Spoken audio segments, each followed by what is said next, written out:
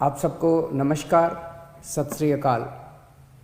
आज पूरा देश देख रहा है, हमारे देश का किसान कड़ी ठंड में रात को आसमान के नीचे खुली सड़क पे सो रहा है। ये सोच के सारी रात नींद नहीं आती। आज कोई भी देशभक्त ये देख के चैन की नींद नहीं सो सकता। ये लड़ाई सिर्फ हमारे किसान भाइयों की नहीं है, ये हम सब की लड़ाई है। जरा सोचिए, जो 2 वक्त की रोटी हम खाते हैं वो हमारे किसान भाइयों की मेहनत की उगाई हुई होती है। हम सबको इस लड़ाई में अपने किसान भाइयों का साथ देना है। कल पंजाब के मुख्यमंत्री ने मुझ पे आरोप लगाए कि दिल्ली में मैंने ये काले कानून पास कर दिए। इतने नाजुक मौके पे भी इस तरह की गिरी हुई राजनीति कैप्टन साहब कैसे कर सकते हैं? ये तो तीनों केंद्र के कानून हैं। जिस दिन राष्ट्रपति के इन तीनों कानूनों पे दस्तखत हुए थे, उसी दिन ये तीनों कानून पूरे देश में लागू हो गए। अब ये किसी राज्य सरकार के ऊपर नहीं है कि वो इन्हें लागू करेगी या नहीं करेगी। अगर राज्य सरकारों पे होता तो देश भर से किसान केंद्र सरकार से बात करने के लिए दिल्ली क्यों आते? वो अपने अपने राज्य के मुख्यमंत्रियों से मांग करते। ये कानून केंद्र सरकार लाई है और कोई भी राज्य सरकार इन कानूनों को ना तो रोक सकती है और ना पास कर सकती है। अब सवाल ये है कि जब कैप्टन साहब को ये बात पता है तो फिर उन्होंने मुझ पर ये झूठे आरोप क्यों लगाए? इसका एक बहुत बड़ा कारण है। जब से हमने दिल्ली के 9 स्टेडियम को जेल बनाने से रोका है, तब से केंद्र की भाजपा सरकार मुझसे बहुत ज्यादा नाराज है।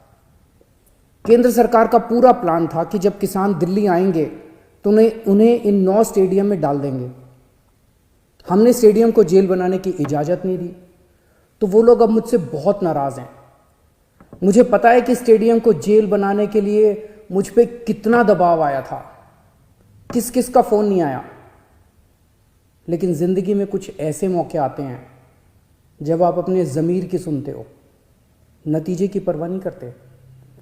कैप्टन साहब, क्या इन्हीं लोगों का आप पे दबाव है जो आप मुझ पे झूठे आरोप लगा रहे हो, मुझे गालियां दे रहे हो, बीजेपी की बोली बोल रहे हो, बीजेपी के साथ ये दोस्ती निभा रहे हो, या कोई दबाव है क्योंकि आपके परिवार पे ईडी के केस चल रहे हैं आजकल और ईडी के नोटिस भी आ रहे हैं आजकल? कैप्टन साहब के पास ये बिल रोकने के कई मौके आए।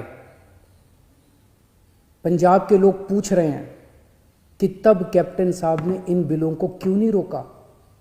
आज से 1.5 साल पहले 2019 में केंद्र सरकार ने ये तीनों काले कानून बनाने के लिए एक कमेटी बनाई थी। उस कमेटी में पता है कौन था? उस कमेटी में कैप्टन साहब थे। कैप्टन साहब, पंजाब के लोग आपसे पूछ रहे हैं कि आपने उस कमेटी में इन काले कानूनों को क्यों नहीं रोका? आपने कमेटी में एक बार भी इन काले कानूनों का विरोध क्यों नहीं किया? आपने बाहर आके लोगों को क्यों नहीं बताया कि केंद्र सरकार इतने खतरनाक कानून बनाने जा रही है? कैप्टन साहब, आपके पास 1 नहीं, 2 नहीं, 3 नहीं, इतने मौके आए जब आप इन बिलों को रोक सकते थे। आज पंजाब का किसान आपसे पूछ रहा है कि आपने ये बिल क्यों नहीं रोके।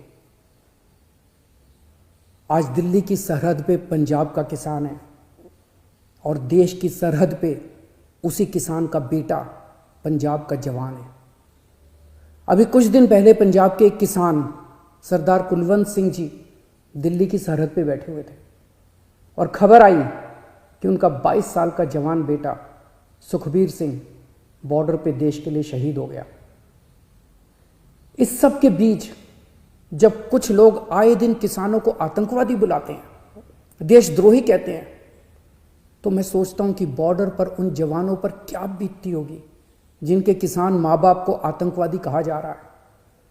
आज हम सबको तय करना होगा कि हम देश के किसानों के साथ हैं या उन्हें आतंकवादी कहने वालों के साथ हैं। मेरी सभी देशवासियों से अपील है कि हर देशभक्त किसानों का साथ दे। मेरी सभी आम आदमी पार्टी के लोगों से अपील है, कोई राजनीति नहीं करनी, सभी पार्टियों के लोगों के साथ मिलके भारतीय बन के किसानों की सेवा करनी है। राजनीति करने को पूरी जिंदगी पड़ी है, अभी बस सेवादार बन के सेवा करो। हमें इस इनकलाब का ना राजनीतिकरण करना है और ना इस इनकलाब का राजनीतिकरण होने देना है।